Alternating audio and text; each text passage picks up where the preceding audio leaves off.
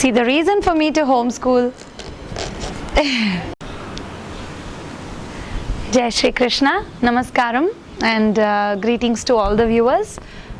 Today I would like to talk about homeschooling, and because this concept of homeschooling is like a learning process for the parent as well as the children, and this will require a lot of in-depth insights, and so I would like to begin with a small video today, and then again I'll go on adding so the viewers can take a look at that, and people are invited to translate whatever I have said in their regional languages, keeping my video if you wish so, and just share it with everybody for their use. Thank you.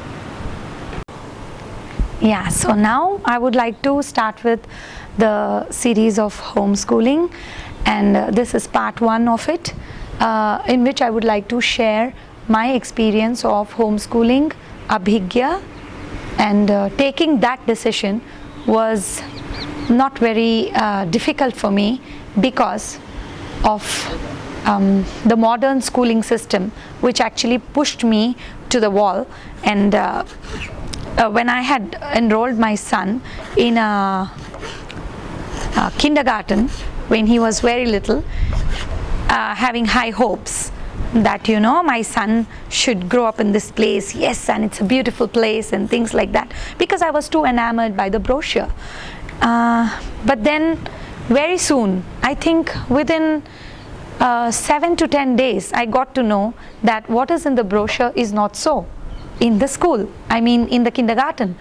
So then I thought, okay, now this is not the place for my son, and I just pulled him out of that, even though we had paid quite a big amount for the enrollment, which is very saddening, you know. A lot of parents, we just slip for the brochures and just say, now, yeah, this is the place. We just look at the infrastructure, but we don't look at what values are being instilled in the children at that place.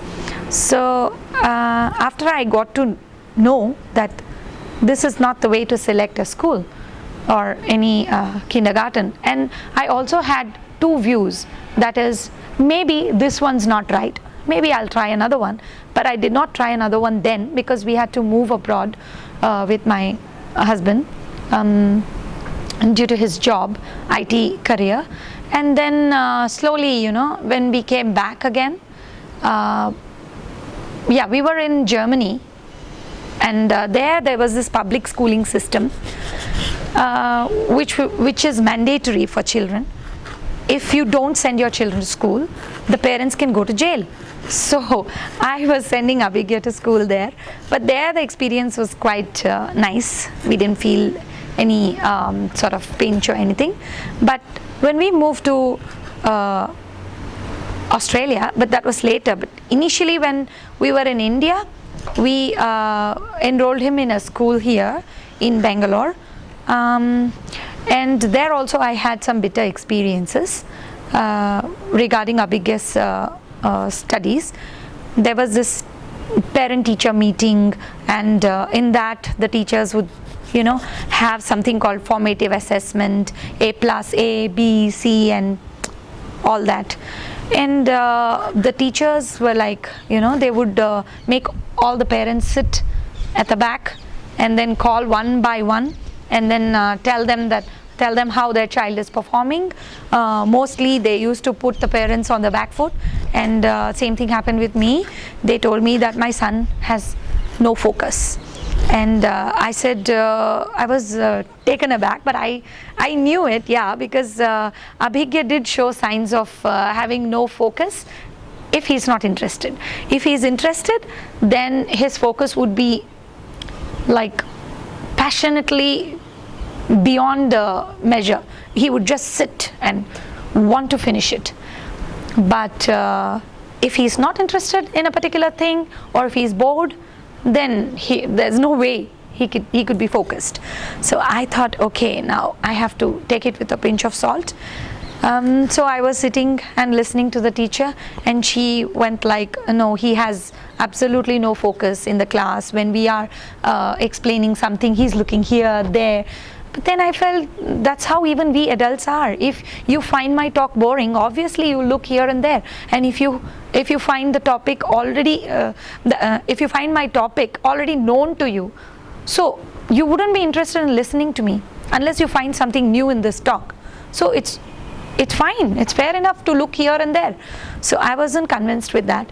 But then she went on to say that, then I asked her for what about the formative assessments, and then she showed me Abhigya's papers, and it said A+. Then I just looked at her and I said, well, then the papers are saying it's A+. What is it that is really bothering you, is what I asked her. And then she goes like, no, he's supposed to sit and look at the teacher, and when the teacher is saying something, and not look elsewhere all the time.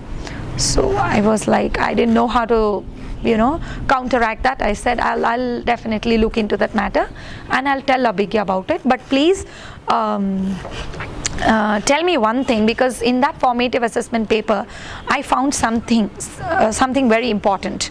I noted that there was a question which said, is your face square or round?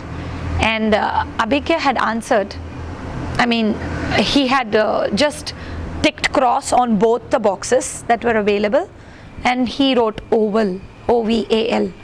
And the teacher had put a big cross with a red pen, and this is what really put in a lot of thought in my head. And I asked her that, see, he's mentioned that his face is oval, but then you've put a big cross on it. Can you explain? And then she goes like, look, madam, the question is saying tick one of the boxes. So your son doesn't know English. He is supposed to tick either square or round. He cannot tick cross, he cannot put a cross on both the boxes and then write his own answer. So that just took me really aback. I was like, okay, so the school is trying to tell people that we are not supposed to think. We are only supposed to do what is written there. So I said, but he's written the right answer. Then she goes like, no, that's not the right answer. Your son really doesn't understand English. This is what it means, I'm telling you. And then I said, so in other words, are you asking my son not to think? And then she goes like, okay, so if you think your son is a great thinker, why don't you teach him at home? Then I just stood up. I said, well, now, that's not a bad idea. Then I just got up from there and I left. And then we actually moved to Germany. No, Germany was before that. And after that, we moved to Australia. And that's where we put him in another school, which was philosophy based, and it was nice, we thought so. But then even there was this boxed system. And they have this boxed approach of not letting the child do or think beyond the box. So this happened when it came to math class. This time his math teacher or his class teacher was upset because she also said the same thing. Your son lacks attention. He doesn't pay attention, and he turns the math class into a joke. Then I was like, what happened? Please tell me. And she told me that he was not able to answer a simple 6 plus 3 question, and he said 126 when the answer should have been 9. So as an Indian parent, I was even more embarrassed, because at that point in time Abhigya was in 2nd grade. He was able to do multiplications of 2-digit and sometimes 3 digits also. So then I was finding it very absurd that how could he not add up just 2 single digits. Then I went home and I really grilled Abhigya. I asked him like, why did you do that? And don't you know it's 6 plus 3 is 9?